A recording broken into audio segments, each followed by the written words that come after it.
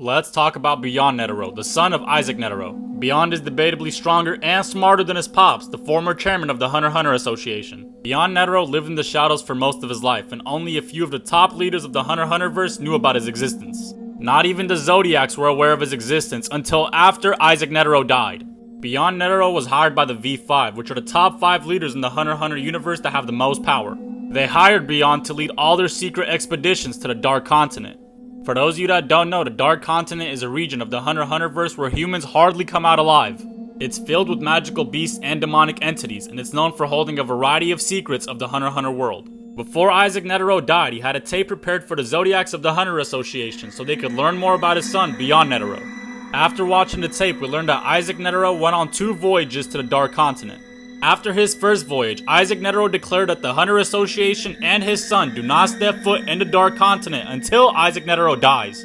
Beyond Netero, of course, ignored his father's request.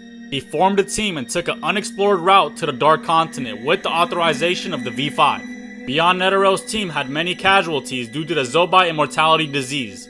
For those of you that don't know, this disease only originates in the Dark Continent. It grants you immortality, but the only way you can stay alive is if you eat your own flesh. So Beyond took his L for his first voyage, but for his second voyage he actually listened to his father. Like Isaac Netero said, wait till I'm dead if you want to go to the Dark Continent, and that's what Beyond literally did. So after Isaac Netero lost to Meruem, Beyond Meruem was prepared this time for the Dark Continent. He had a plan. If anything, Kurapika assumes that Beyond was waiting for his father's death.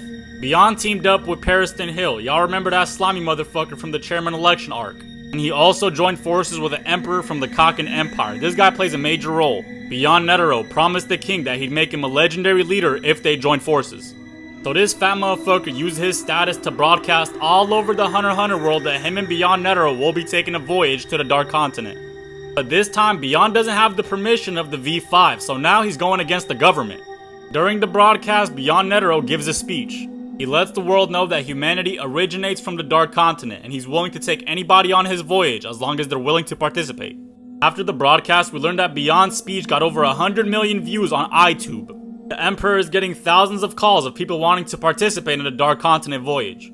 But also, the leaders of the V5 requested Netero and the Emperor to stop their illegal activities. Beyond Netero tells the leader of the Kaken Empire, fuck that, ignore the V5, let's recruit these eager travelers. Since Beyond Netero ignored the V5's request, the V5 reached out to the Zodiacs with a command. The command was to hunt down and capture Beyond Netero. But Beyond Netero knew that the V5 would do this if he ignored him, so he pulled up on the Zodiacs himself and turned himself in. Bro is reckless. Make sure to follow your boy to learn more about Beyond Netero's story. He had a crazy plan for his second voyage to the Dark Continent.